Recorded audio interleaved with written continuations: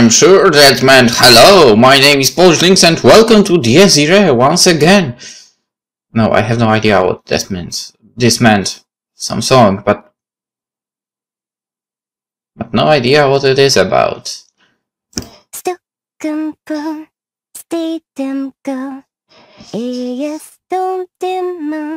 Where's my translation?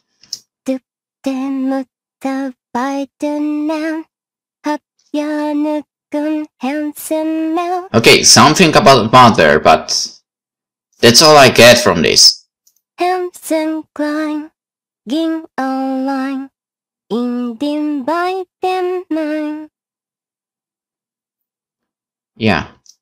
The gentle song of a foreign land, hummed by a radiant voice, a touch of nostalgia colored its melody, reminiscent of local folk songs, while the words themselves did not sound alike in the slightest.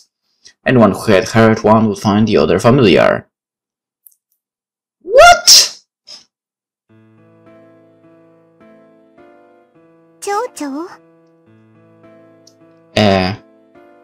Is that small K? The young girl could not resist asking. She knew the song, despite not having lived a decade. She tapped on the sleeve of the songstress before repeating the question with the crystal clear eyes. 蝶々でしょ？今の。ええ、正確にはその原曲。私があなたくらいの頃、よく友達と歌ったわ。The woman, her beauty rivaling that of noble-born princesses, answered the girl with a smile, from the silky, exquisite locks that reached down to her waist, to a pair of eyes deep and blue like a mountain lake. Every single aspect of her graceful demeanor spoke her high standing. And by the way, do you think that actually Kay's brother was a husband to Beatrice? Something like that? Maybe. Where did I finish? Standing, I think. Her countenance had taken a gentle worldly shade, yet no commoner could ever hope to mimic the dignity of her features. なんとなく、この街は私の故郷と空気が似ている。そのせいでしょうね。ふと思い出したのは。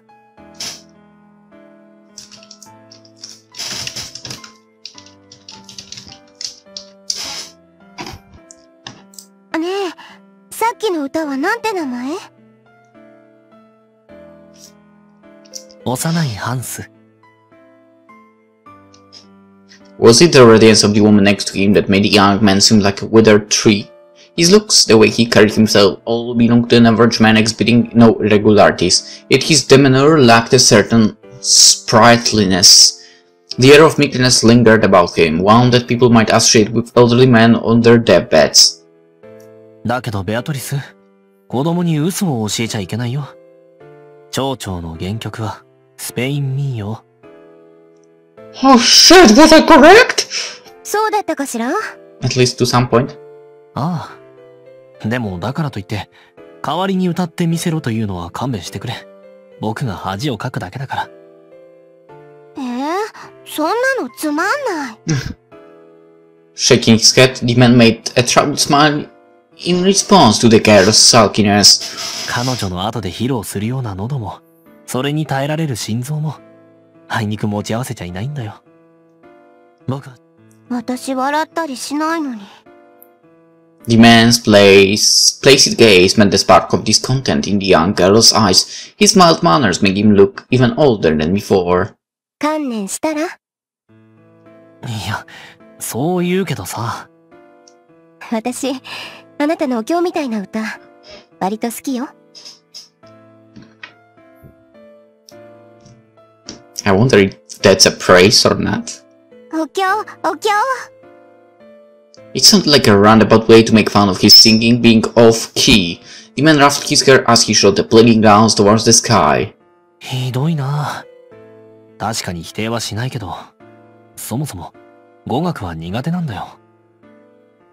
語学って、あなた。That had little to do with anything, but the woman changed her mind, deciding not to bully the poor lad any further. Her gaze wandered down to the little girl, now jovially humming a song of her own. Indeed, she did not know anything. neither her own position nor the true nature of the two around her. They had no time, they simply did not have enough time. The woman was a wraith, an evil spirit, and this blissful reality was an illusion doomed to fade, like the memories of a dream soon after waking. But she wished for the girl to keep on dreaming. And as such, she had to. Beatrice. The man called out to her, no doubt having realized what was on her mind. He gazed down at her with admonitory eyes. 君にこんなことを言うのは、釈迦に説法かもしれないが。忠告? For a moment she lost the track of what he was trying to say. 生産杯には気をつけろ。あの男を信じちゃいけない。The chill of the man's words brought her back to reality. 僕らは君らと違って、ハイドリヒ教やメルクリウスを覚えていない。だから、理解の及ばない存在より手近なところが気になるんだよ。まあ、これも昇進のなせる技かな。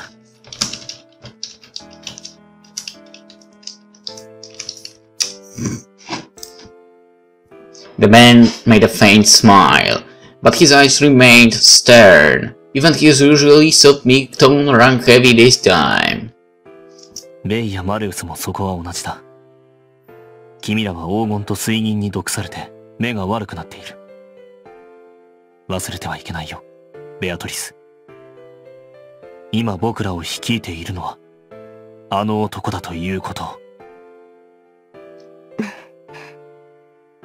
Having been exposed to the pinnacle of magnificence that shattered their common sense to pieces in a single gust, the inclination to ignore lesser things and neglect the more common pitfalls at their very feet was a shared vice of all members of the Obsidian Table. まあ、あるいはそれを見越した上で彼のような男を代行に据えたのかもしれないけどね。そのあたり、さすがは黒煙卓の総統と言うべきかな。ああ、今の発言は不敬だったね。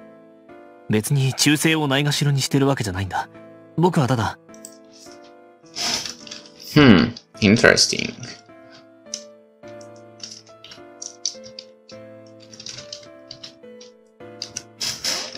God damn it. いい。わかっている。You sure?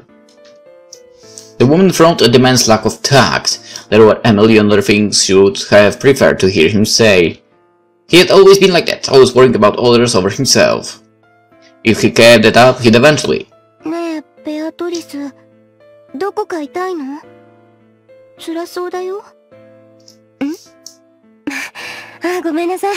そんなことはないんだけど、私、おかしな顔してたかしら。うん。泣きそうな顔だった。そうだね。戦乙女の名が泣きかねない。あなたたちは。And whose fault was that? Despite a flash of anger in her heart, Beatrice found herself smiling. She always did in his presence. 君は綺麗だよ。Was it a mere coincidence that her cheeks flushed red at that moment? ベアトリスは綺麗。あ、昔から変わらないね。僕がこんなことを言うのは生意気かな。そうね。まったく偉そうに。He was like her younger brother. He'd need to wait another decade before he could possibly court her. 誰があなたに剣を教えたと思っているのよ。今じゃ僕の方が強いさ。あら、どうかしら。喧嘩はダメよ。The girl clumsily latched onto both their hands. The warmth of her tiny grip reminding Beatrice of the day she still lived as a human. As such, she had but one wish burning in her heart, to end this senseless spiral of bloodshed within her generation. She had grown tired of battles, of lies and deceit, of a path forged through the black arts. She did not wish to give birth to any more abominations of war. She had to protect this girl from the curse of strife, and ensure that she could live out her days surrounded by happiness. 私が何とかしてあげる。カイン、あなたは。Well, I was close to the correct guess here. Maybe they aren't married, but there is love between the two, and these are the two I was thinking about, and that certainly is Kane! その名で呼ばないでくれよ、ベアトリス。僕はまだ。そうね。そうよ。そうだった。So? Was the real name? It felt as if the two smiled through invisible tears. Her two heroes, knights that the girl trusted and loved more than anyone in the world. She would carry them over this day, the final moments they shared together, all the way to her grave. Even now, guilt and greed tormented her. Had she been a little older at the time, she might have been able to stop the two. And chapter 11 is named Covenant. Oh my.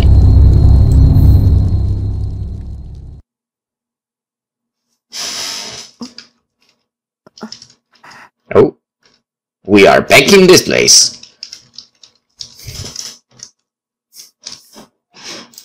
Witnessing that unforgettable and forever lost moment of her past, Kay awoke from slumber. She sat up and, placing her hands on her head, began to think. She had no recollection of how she had ended up in this place. The memories came flooding back after all that happened. She and Fuji carried the heavily wounded Yusa back to their base. Under normal circumstances, they would have brought him straight to the hospital, but it was too dangerous to go near that place now, and so they left Yusa in the hands of a bug alley doctor that Ellie had been acquainted with and returned to the club at the first light of dawn. Her memories abruptly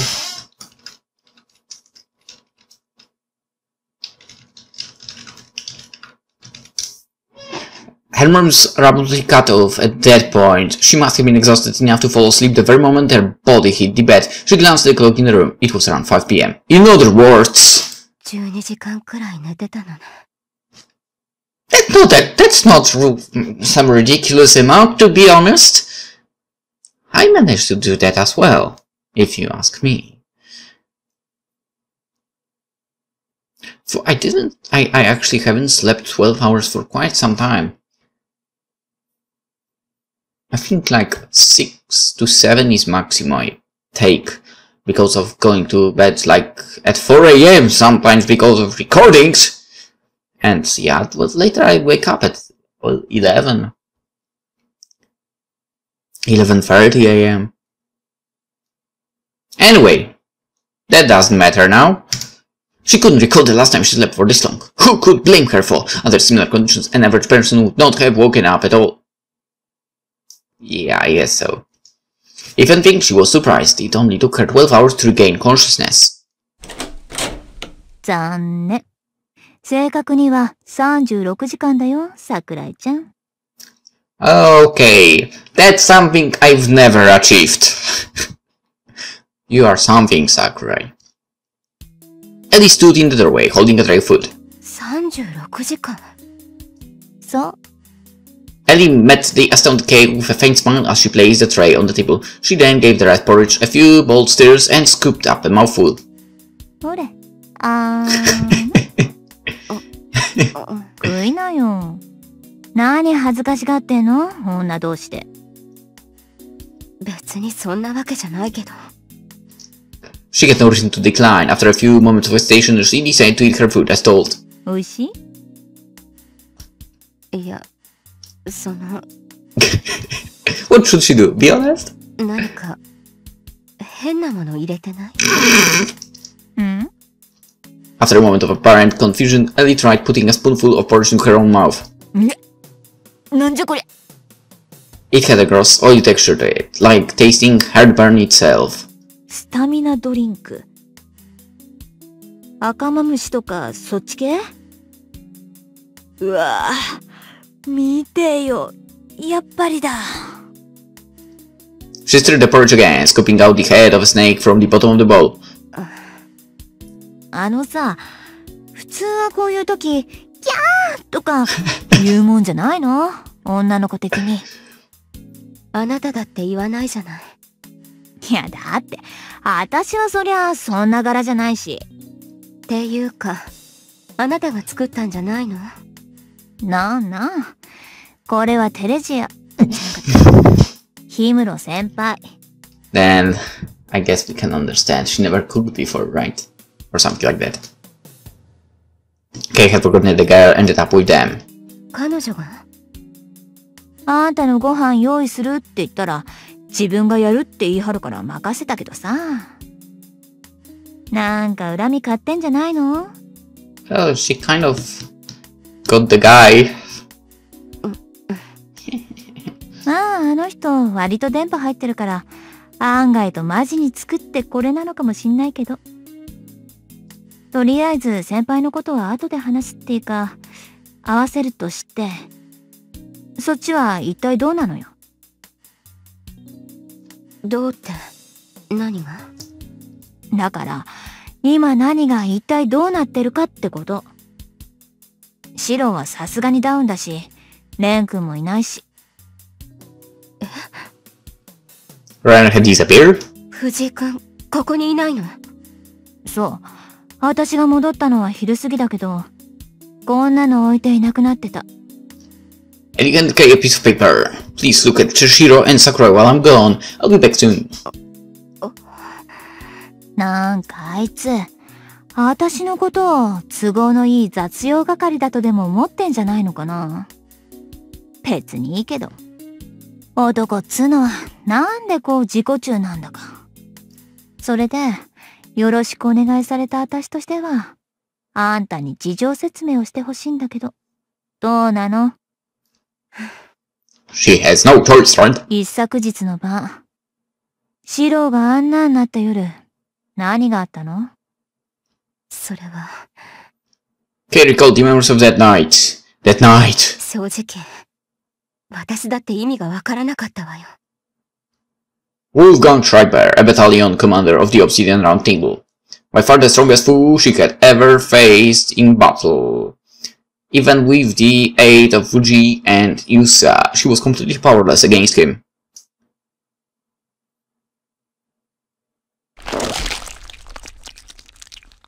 さようなら。何？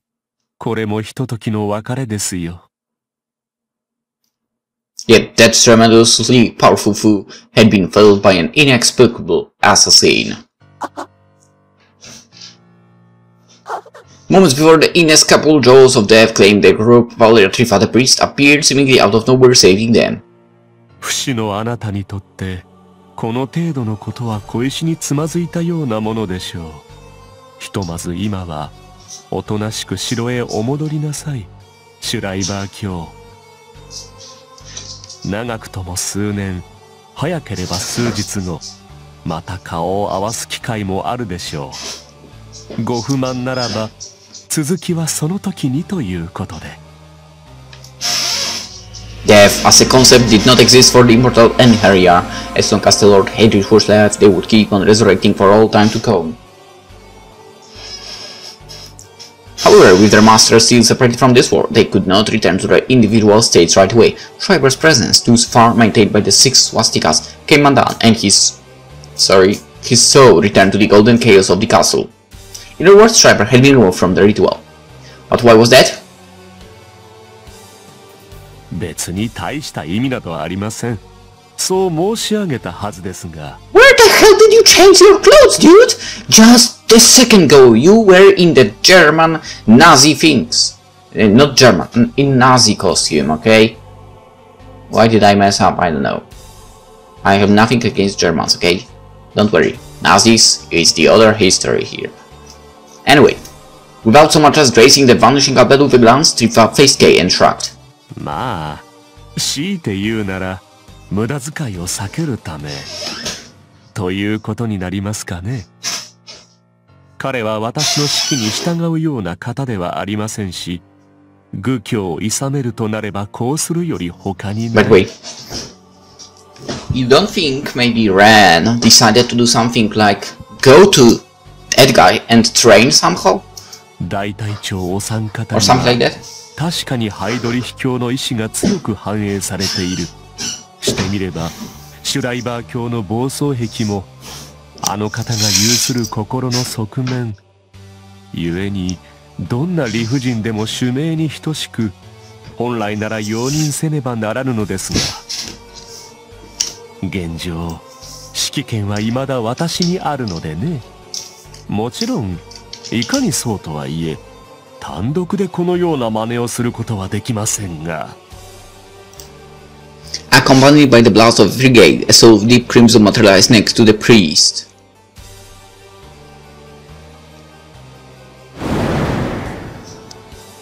Hoka, お二人の同意を得られれば問題はない。そういうことだな。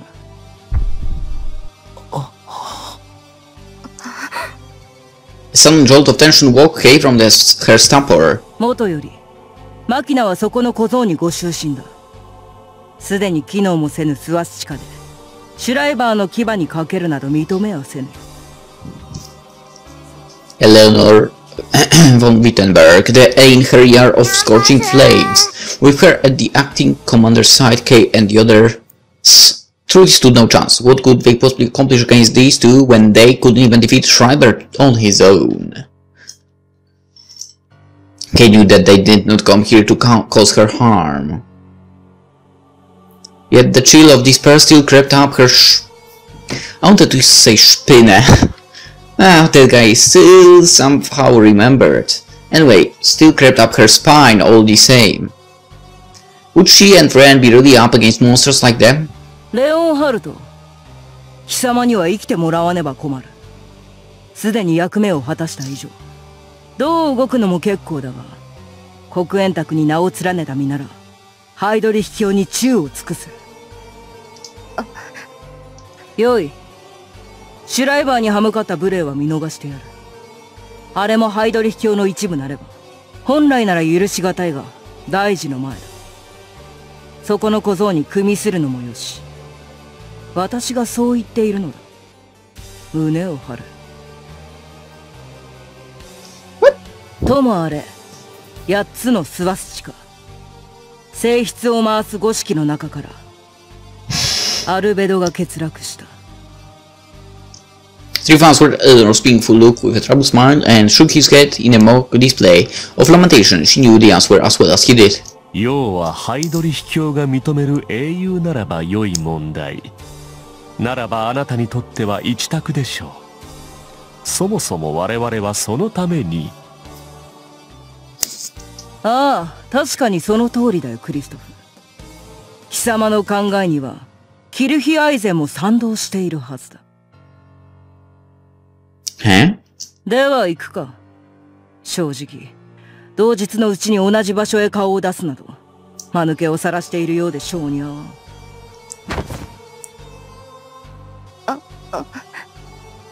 Kay seemed eager to aggress Eleanor as the imposing woman began to leave. But what? What could she possibly ask for the Crimson Knightness? The reason for not killing her, the reason for giving up Schreiber, or clarification regarding Beatrice's fate. Kay could not comprehend a single word they had said. The conversation between the Divine Weasel and Eleanor never seemed to adapt, as if the two had been talking about entirely different things without even paying attention to the other's words. There was something wrong with the whole situation. They seemed to care very little about the fact that Kay rebelled against the obsidian table. Or perhaps they had fully anticipated that she would, meaning that everything went according to their expectations. What did they desire of her? Ren took a step forward, blocking Kay's path. The young man's face was like a mask, free from all emotion. He must have been just as confused and perturbed as Kay, yet his features betrayed none of the turmoil, his eyes remaining deep and calm like a tranquil lake. Those were the eyes of men who had come to a decision. His emotionless facade veiled a resolved heart of steel, a heart that would yield to no hardship, no hurdle thrown its way. 霞はあんたのところにいるんだな。ええ、里いあなたなら、おおよその事情は読めているでしょう。その通りです。それなら。The second question, Kay could spot anger momentarily contoured the young man's face as he put it to words. Had she blinked, she would have likely missed it. But she didn't. It was a fleeting glimpse of seething primal fury. 先輩は代わりにくれると思っていいんだな。ええ。Trifa made a short pause before continuing. あれはもういらない。せいぜい可愛がってあげなさい。一方的に奪うというのは好まぬのでね。そう悪くない対価のはずだ。あなただけでなく、リザもまた。所詮は過去に捨てたこの系譜。生きているのか死んでいるのかも知らなかった者の処遇など、彼女に不満を述べる権利はない。あの人が死ぬまで動かなかったくせにか。そうですよ。それがせめてもの慈悲。世の中知らぬ方が良いこともある。そうか。よくわかったよ、神父さん。Ren made his resolve while calming himself with a sigh. He then silently parted his lips, the unwavering flames of conviction burning in his eyes. けど俺は欲張りだからな。あいつも返してもらいに行くよ。ええ、わかりました。ではお待ち申し上げておきます。テレジアの誕生日までにおいでなさい。欲張りなあなたが、そこの彼女も欲しいとおっしゃるのでしたらね。Ren nodded, displaying that his talk with the priest was finished, to which Trevor replied with a heavy sigh and an exaggerated mod of his own. いやー、素晴らしい。この世にはあなたのような人がいるのですね。さすがは副首領閣下。私などとは器が違う。美しく愚かしく羨ましく憎らしい。あまりにあなたが眩しいので、カインとぶつけたくてたまらなくなる。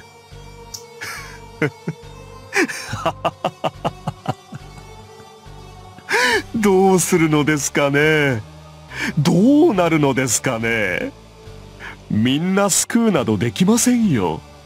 私はその選択に負けましたが、あなたは勝てるか。はてさて。The priest melted in the darkness, his mouthing chuckle resounding across the night. Unable to pursue him in that state, they treated Shiro's wounds to the best of their abilities before leaving the school for good. If there was one aspect that lingered in Kei's mind from their way home, あいつはもうダメだ。it was Ren's cold dismissal of the priest, lacking even anger and hate. However, even Kei understood that it was far too late for Valdria Shiva, even more so than Schreiber and Eleanor. She, who knew and understood nothing, who remained but a clueless child, a weather-worn, constantly flung around by the cold winds of reality, even she could comprehend on a subconscious level that the priest had already turned into a cancer upon the face of Earth. In the end, what was it exactly that led her brother and Beatrice to their deaths? She could no longer believe a single word the priest had told her. ということで。Being forced to reconfirm her ignorance through her story filled Kei with a bleak sense of depression. 結果的に命拾いしたから、こうしていられるわけだけど、勝った負けたで言えば、負けたとしか言えない。ユサ君にも、申し訳ないと思ってる。Yet the girl before her merely gave a half-interested look. でもまあ、やばいのが一人消えて、こっちは生き残ったんだから問題なくない？そうは言うけど。プラス、味方が一人増えたわけだし。桜井ちゃんはこれからこっちの陣営なんでしょ？なんでしょって言われても。Wouldn't it be incredibly shameless on her to hop between sides like that? They weren't playing shogi, where you could use the opponent's captured pieces as your own. 私は別に味方とかそういうのじゃ。She was largely to blame for the hundreds of casualties at this very club. Elle did not seem to mind, but it weighed heavy on Kei's mind. Suddenly starting to act all body with them would make her feel like a miserable turncoat. Well, not like merely joining them later on would make her feel any better. ただ私はもうあの人たちにとって必要ないみたいだし、好きにしていいとも言われているから好きにしているだけよ。別にあの人たちと仲良くしてるわけでもないし。意地っ張りだね。Ellie narrowed her eyes with a derisive grin. Kei could not find the words to refute her with. After all, she agreed with the young woman's assessment. らしいっちゅうか、顔に似合わずっちゅうか。意外と似えない子だね、桜井ちゃんは。まあ、そこが可愛いといえば可愛いけど。だったら一つ聞かせてよ。あんたがやってる好きなことってのは一体何さ？それは。Kei hesitated for a moment, but then decided she might as well be honest. 私は知らないことが多いから。The K is missing there. She blindly walked the path prepared for her in advance, and in her foolhardiness never once stopped to consider what it all meant. She poured all her heart and soul into pressing ever onwards, yet even she had to admit that the path she treaded was not one chosen completely of her own volition. So, ちゃんと自分の頭で考えて動きたいの。何が本当で、何が嘘で、そこから私はどうしたいのか。She did not wish for the blessing of the beast. Kay had no need for that kind of honor. Still, it was not like she had given up on her dream. The feelings that drove her to this point were not so fragile as to be discarded this easily. バカだと思う？ She of course knew what her wish was, and what she sacrificed for it. Fuji would likely make fun of her foolishness right about now, but she was curious what the girl thought. Kay never cared much for the opinions of others until now. She hoped this would prove to be a good change of pace. そうね。 For a few brief moments, Ellie reminded deep in thought. 私はまあ、家業柄、人死には見慣れてるし、そういう意味じゃその辺至ってドライだね。個人的には反対派だけど、遺族の気持ちってやつもわかんないことはない。たださ、臓器提供とか、あれの現場見たことある？死人に口なしっていうのは、ああいう状況の方がなんかこう当てはまる。本人が自分の内臓を使ってくれってドナー登録してたのに、周りの親だの子供だの、嫁やら旦那やらが騒ぐんだわ。それってどうなんて思うわけよ。個人、これが例えばもっと別の棺桶に生前の愛用品を入れてくれとかいうやつだったら、一も二もなく従うでしょ？でもそれがすっごいお宝だったら、果たしてどうかな。財産分与とかにも言えることで。Yeah, true. That's annoying about people. あとはそう。I mean, when they start complaining even if it did not belong to them. 運よく助かっても植物状態決定の身で人間生きたいと思うもんかな。そういう人たちを大枚はたいて長らえさせるのは、さて一体誰のためでしょう。I guess that's also true. I mean, I don't think I would like to continue living as a vegetable, to be honest. I mean, that would be freaking boring and painful. I mean, basically for mind, right? Anyway. と私は思うけど、ただ誤解はしないでね。別にそういう気持ちがおかしいとも悪いとも言ってない。I guess my stance is her stance here, actually. ただ強いて言うなら、はっきり堂々と胸張って言えとは思うけど。Yeah. 何を？ Ellie answered with a smile. こいつの気持ちなんか知るか。俺が嫌だから嫌だって言ってんだよ。Yep. つまり、要はエゴいこと言ってんだから、もっとふてぶてしくしろってことよ。かわいそぶって、口も聞けない誰かのせいにしてる卑怯者は嫌い。その点まあ、あんたのことは嫌いじゃないよ。少なくとも、人前じゃ妙な言い訳しないプライドはあるみたいだし。でも Kay understood what she meant, but よく復讐者の話なんかであるフレーズよね。あの人がそんなことを望んでいたと思うのかとか。はあれ？あたし見るたびイラっとくるわ。yeah. Who cares if they want it or not? I do the revenge because I want to do the revenge. For my own sake, kind of. ええ、私も。Idolizing the feelings of the dead, feelings you had no way of knowing, and letting them keep you from taking action was merely another manifestation of one's selfishness. In both options, a mounted to the same Kay would choose to act as opposed to staying idle. Fuji had already advised her regarding the thin line that separated doing things for someone and because of someone, still she was far too selfish a woman to discard her dreams. But if there was one aspect of hers that changed. 今までは特に疑いなく信じてた。ことがなれば全部丸く収まるって。だけど、そううまくいかないケースもあるんだって知ったから。Was turning her loved ones into immortal Einherjar, the fangs of the beast, truly the only way to bring them back from the dead? だから知りたい。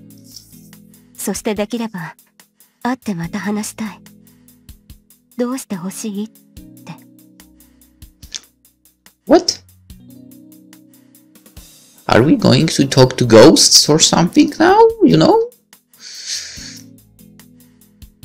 放っておけば、あの人たちは今よりもっとひどい目に遭う。それは私の主観だからわからないし、エゴだけど。あなた流に言えば、私が嫌だから止めるのよ。その後でまた別の手段を探す。かな。とにかくもう一度会って聞きたい。私が余計なことをしたのかどうか。それで思いっきり嫌がられたら？それはそれで仕方ないわよ。She had been convinced they would be happy, believed that they would smile at her unconditionally. Yet even after realizing that such an outcome was unlikely, her ego refused to let go of her quest. She simply... 会いたいんだもの。They were torn apart too abruptly. She had yet to discover the real reason for their separation. 諦められない。声が聞きたい。今は私の視点でしか測れないから、第一声は罵詈雑言かもしれないけど、その時は償える道を探すつもり。墓に手を合わせてさようならって選択はないわけね。少なくとも今のところは。Ellie regarded Kate with a somewhat impressed but mostly exasperated look. 私は全部知ってるわけじゃないから、ところどころわかんないけど、察するに皆殺し儀式じゃよろしくない形の蘇生になるから、それはやめるってわけ？そう。で、その後もっとクリーンな手段がないかを探してみると。ええ。調子がいいと思う？思うよ。思うけど、あんたがそうしたいならやればいいじゃん。ただ場合によっては、また誰かさんと揉めるかもね。そのあたりは、お互いに納得してる、と思う。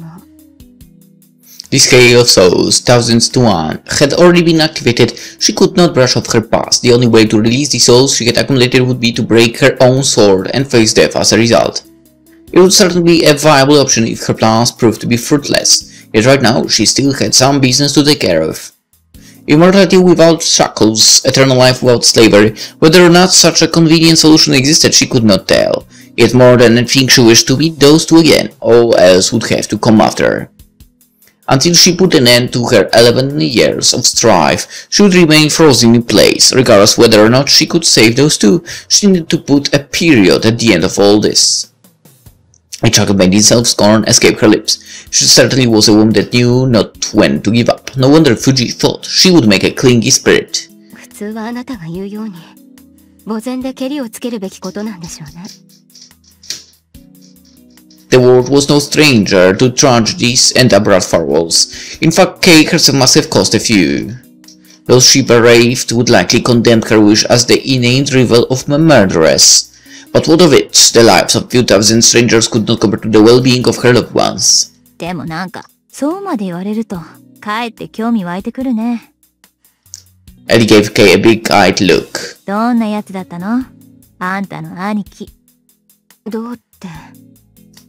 She didn't know how to answer. っていうか、なんであなたがそのことを知ってるの？学校で叫んでたじゃん。私もあん時近くにいたし。ああ。That might have happened, for she would rather not remember it. 知りたい。教えて。ついでに、桜井家のあれやこれやも。黙秘するなら、あんたの全裸写真をネットに流すよ。Nice. あのね。The scariest part about this was that she might really do it. 私の家もごっちゃごっちゃしてるしさ。遊佐家は別の意味でおかしいし。藤井家は正体不明だし。綾瀬家と氷室家は人外魔境だし。そもそも、なんで純日本人の家系がナチに関わっちゃってんの？昔は同盟国だからって付き合い良すぎでしょ。なんか弱み握られてるわけ？弱みというか。It wasn't that simple. あ、でも、離れられない理由はある。どんな？それは。Kay hesitated for a moment, realizing the girl had an uncanny talent for losing one's tongue. Telling her would change nothing. It would also sound like the reenactment of a soap opera, and like it put them both in a gloomy mood. で、何携帯いじってるのよ。ん？なんかごまかそうとしてるみたいだから、葉っぱをね。ほら、このボタンを押すと、全国に桜井系のあられもないヌードが発信されちゃう。有料サイトにしたら何本くらい取れると思う？ A lot. 知らないわよ。How could she possibly know the number of people interested in her naked body? Besides, she did not think hers was any better than anyone else's. とにかく消して話すから。もったいない。じゃあ、せめて、私の待ち受けにするのはダメ？人に見せたら怒るわよ。オッケーオッケー。Not the most convincing of replies. あなたはもっと他人に干渉しないタイプだと思ってたのに。そりゃ違うな。私は好きな子いじくり回すのが趣味。Interesting hobby. Cuties? Nude pictures? Weren't they both women? She didn't seem like the type of person for. Did Kay really come off as someone easy to tease? Yes. で、ほら、話しなよ。Yeah, tell us something. There was no helping. The girl was not the type to empathize with others too much anyway. ただ言っておくけど、面白い話じゃないから、鬱陶しいと思った時はすぐに言って。了解。つまんなかったら寝る。あと、誰にも言わないで。わかったわかった。さあ、どうぞ。Heaving a brief sigh, Kay began her story. It would be an account of her family's shameful deeds. 事の起こりは60年以上前になる。Obviously. Sometime in 1940, shortly following the outbreak of World War II, the formation of the longest Dreisen Orden. 当時の黒煙卓はそう危ないものじゃなかったらしい。SS 長官ハインリヒ・ヒムラーが仕切るそれは、アドルフ・ヒトラーを名義上だけの狩猟に据えて、他にはラインハルト・ハイドリヒ、ルドルフ・ヘス、カール・ハウス・フォーファー、ヨーゼフ・ディートリッヒ、あともろもろ、つまり上級将校たちの秘密クラブみたいなものだったの。ただ問題があるとすれば、彼らは本物の清掃を持っていて、それに触れるのが一人しかいなかったこと。The Spear of Destiny, a weapon that would guarantee the victory and veracity of Germany's dominion. Henceforth, the influence of the only man capable of wielding the ultimate Achnenerbe, Reinhard Heydrich, rose significantly. At the same time, he filled the hearts of his peers with dread. 表向き、ハイドリヒ卿は槍の管理者として、ヒムラー長官のもとにいたわけだけど、実質的な力関係がこの時点で逆転していることは言うまでもない。Yeah. だから長官は、もっと簡易な槍を欲しがった。早い話、複製品をね。ハイドリヒ卿にしか持てないような真相は危険すぎると思ったんでしょう。いずれ持ち主ごと封印することを前提に、シンボル的な偽装を求めて、その結果。桜井ちゃんのご先祖が？ええ。当時黒煙卓の幹部だったカール・ハウス・フォーファーは、著名な地政学者で、錬金術の知識もあって、ついでに言えば日本に駐留していた経験もあった。私の家はなんていうか、少し特殊な金属の生成方法を持っていて、それを奉納する神職だったから。A divine lance that would never rust, break or rot. They were chosen to replicate it. ハウスホーファーに招かれてドイツに渡ったのは私の曽祖父。そして彼が作った複製品がベベルスブルグロンギヌス。ああ。でもでかすぎない？あの金属は使用者の質によって変形するの。Much like how her own weapon would mold into a sword of flames. つまりね、結局偽の槍も特定の人間にしか扱えないものになったのよ。トバルカインというのは聖装を作った火事の始祖を指す名前。桜井の血族はみんなトバルカインになる。じゃあそれって。そう、今の彼が朽ちれば次は私。これはあの偽装がある限り絶対に逃げられないの。だったら壊せばいいじゃない。ええ、でも私にはそんなことできない。偽装を使えるのは桜井の血筋だけで、しかも必ずああなるから。For the longest time she had considered it a curse cast upon them for the odyssey of attempting to replicate an artifact of such divinity, but that was not the case. What they created was an inferior replica of the Spear of Destiny, one that would give birth to immortal Enchiriar, warriors who fought for an eternity beyond the precipice of death, those of the Sakurai bloodline, bewitched by its prowess, would turn to the living dead.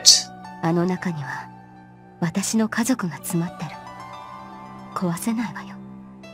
なるほど。じゃあ結局長官殿の目論見は大失敗っていうわけか。そうなる。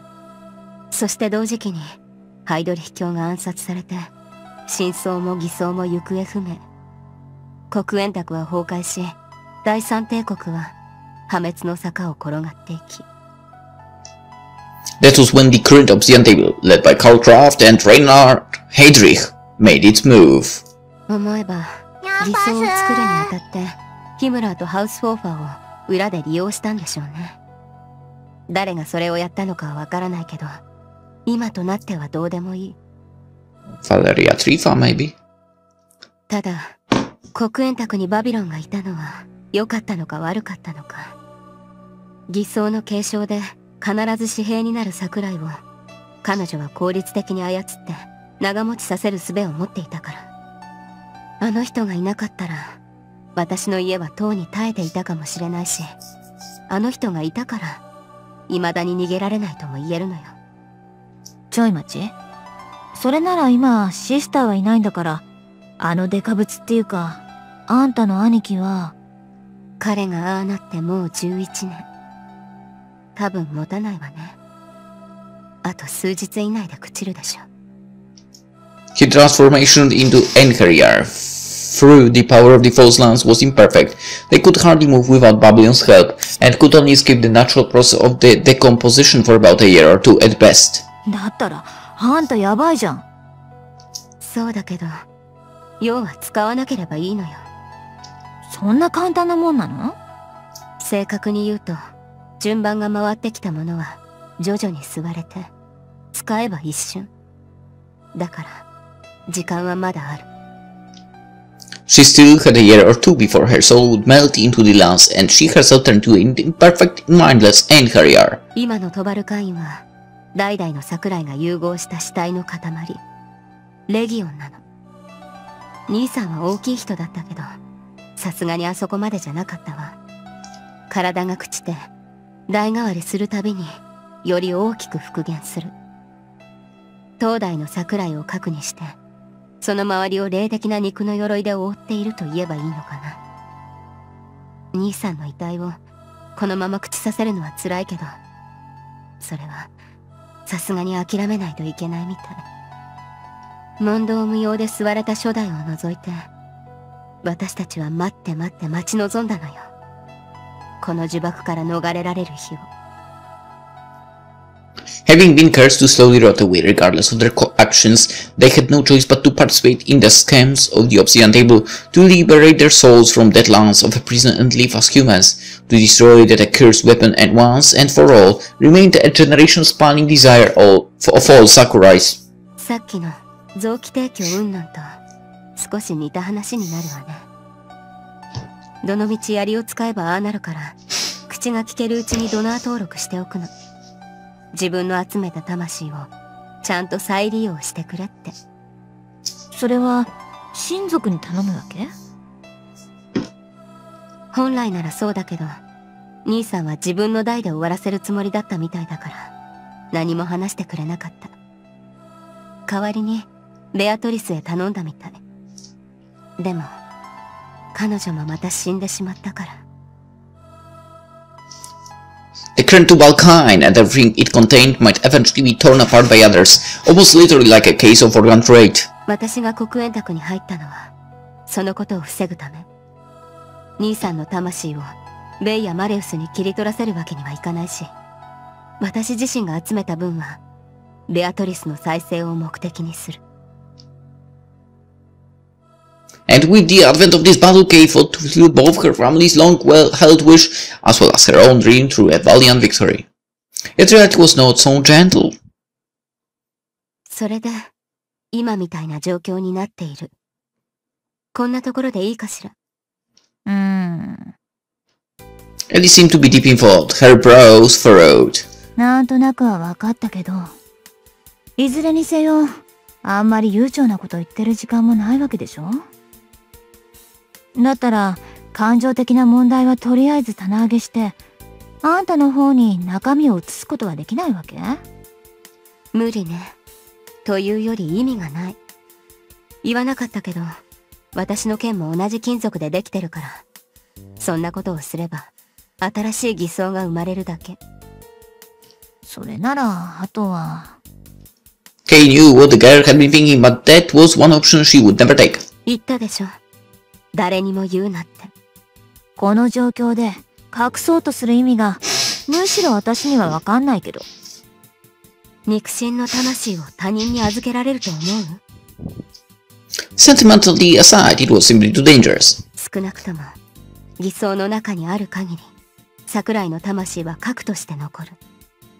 私の家系だけを狙い撃ちにしてるんだから、そのためには元の情報を保存しておかなければならないでしょ。でも別の生物、例えばどこかの女がをした人のものに移したら、それはただの燃料よ。消費されておしまいだし、そうなったらもうどうしようもない。And if that happened, Kay did not think she would be able to find it in herself to forgive the young man, even if that truly was the only way to escape the blessing of the beast. だからダメ。言わないで。He had enough problems of his own. She was not planning to put another wave on his shoulders. けどさ、放っといてもそうなる確率大っていうか。そうね。だからどうしようかなって思ってる。Even if Fuji somehow managed to preserve her brother's soul, that would still mean that they forced him into such an existence. Her brother would not wish for that. Besides, it wasn't like she could simply ask Fuji, someone who wanted desperately to reclaim his day-to-day life, to carry souls for her until she figured things out. でも、少し驚いた。何が？あなた、意外と親身に考えてくれてるようだから。はあ、まあ暇だしね。Kay hoped to see her flustered, or at least taken back, but the girl answered in her usual, aloof manner. A troublesome woman indeed, even more so than Kay herself. で、まだお兄ちゃんの人となりを聞いてないけど、今のところ、私の意見を言うとだね。In that moment, 話はすべて聞かせてもらった。what the f... A loud voice suddenly burst out from the speakers in the room. なんか、キーンとする。キーンと。What the hell was that? 話はすべて聞かせてもらった。Oh, that's Rahimura. I was like, what the hell is that? いや、先輩。すごいっつうか、うるさい。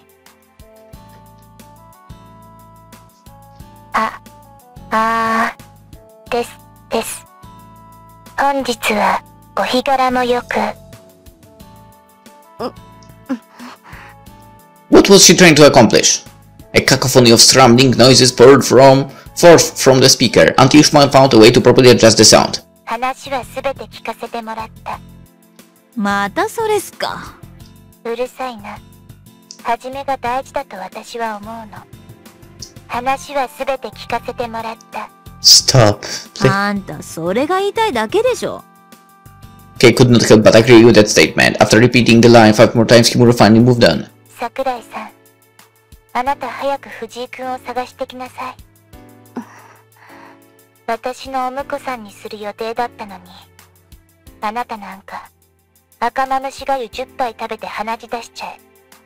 そしてそのまま2人で燃え上がってればいい。ねえ本庄さん、私この子見てると目覚めてくなるんだけど、どうしたらいいかな。 Oh my goodness. ははん。とりあえずその名前で呼ぶのやめようね。テレジア先輩。Yeah. Revenge, huh? 話に混ざりたいなら顔出しなよ。あなたが用意してくれた服はゴスパンクすぎてお客様に見せられない。気に入ってるくせに。Eddie couldn't help but smile. Kay had no idea what kind of clothes the cookie girl behind the speaker wore, but apparently she had no intention of showing herself. とにかく藤井君は勘が鋭いくせにバカだから、ほっとくと全部一人で解決しようとしちゃうよ。それでいいの？よくはないよね。というわけで首に縄かけてでも引きずってきなさい。私はか弱いから無理だけど、あなたはごっついから OK。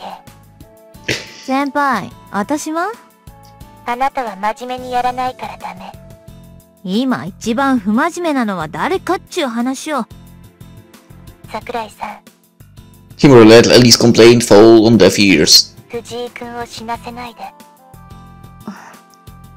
あと綾瀬さんを助けて。やれやれ。恥ずかしがっちゃって。Eddie shrugged with a mocking smile. 事情は大体読めてるんでしょ、桜井ちゃん。それはまあ。No one had told her anything directly, but Kay was no fool. She could guess what was going on. あれはお姫様って柄じゃないけど、クライマックスは救出作戦な感じなのよ。あんたも皆殺し儀式はやめるって言ってたし、手貸してやってくんないかな。あなたはいいの？私は会話すぎて、そんなヘビーなとこには行けないよ。That did not sound true at all, and that was not what Kay had meant. 私なんかを信用していい。しつこいね。あんたの粘着具合よくわかったし、かすみちゃんをぶんどり返すのに関しちゃ利害は一致しているようだから、それでいいよ。お兄ちゃんの処遇についてはその後でレン君と交渉したら？私は知んない。わかった。藤井君をいじめたら怒るよ。だからそういうことは顔見せて言いなさいよ。Kay thought the two bullied the young man far more than she ever did or could, but for starters she agreed. In a case, it would not be good for her if Fuji decided to mess things up while she was not around. What was Vic thinking, leaving her sleeping like that? Kay sincerely hoped the young man had not forgotten her promise to stick to him like glue. That was probably how Ayase felt every single day. He had an odd tendency to flee right after kinda sorta saving someone, which made those he saved unable to chase after him. じゃ、いってらっしゃい。I waved Kay goodbye as the letter stood up. ユサ君はほっといていいの？あいつはちょっと特殊でね。無駄にタフだから死にゃしないよ。その分きっと懲りてないから、目覚ましたら首突っ込んでくるだろうし。そうなりゃ私も付き合うし。なら今のうちにってこともあるか。Kay had already realized there was something not quite right about the two, yet they were still only human. Allowing them to keep getting involved was likely not a wise thing to do. The girl likely urged her on for this very reason. ねえ、桜井さん。神父様は、Kay could feel hesitation in the voice seeping through the speakers. The girl seemed to harbor a set of complex feelings of her own. She did not know how close Father Trevor and the girl were, but as far as she was concerned, the divine beast had been an incarnation of terror. She was far more afraid of him than Lord Heydrich or His Excellency the Vice Commander, neither of whom she had ever properly met. She knew how unpredictable his rotten mind could be, blending evil with good as if they were one and the same. Kay did not wish to let the girl down, but she had spent far more time together with the priest than he more did. あの人は生きてる限りダメだと思う。救ってあげて。よかったら。Was she telling her to kill him or? あの人なら多分みんな知っているはず。あなたのお兄さんのことも、あなたの前にいた人のことも。そうでしょうね。She knew full well that he was the only one who could answer her questions. But what would it all lead to? After all, being too afraid to learn the truth was the reason Kay unconsciously averted her gaze from the true nature of everything happening around her. Still, she was done running. From now on, she would think for herself, act of her own volition. わかりました。She could not avoid him. Kay would have a break.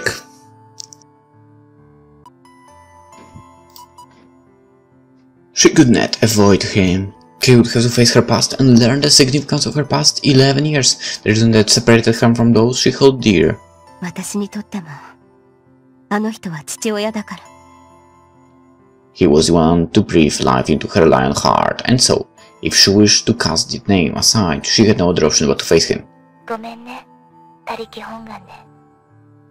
It was an odd feeling being apologized to by someone who hated her. じゃあ。うん。またね。できれば、あなたも死なないで。How would one describe the relationship between her and those girls? Camaraderie? Friendship? Alliance? None of them seemed to fit. It was exactly that ambiguity that felt oddly pleasant to her. On one hand, she had embarked on a journey to set things straight once and for all. On the other, she enjoyed ambiguous relationships. She possessed quite a contradictory mind. In fact, the very man she would go searching for was the most ambiguous of them all. How she felt about him remained a mystery to her own. Even now, sorry. They would have to make the relationship clear one day, and for that, neither of them could afford to die right now.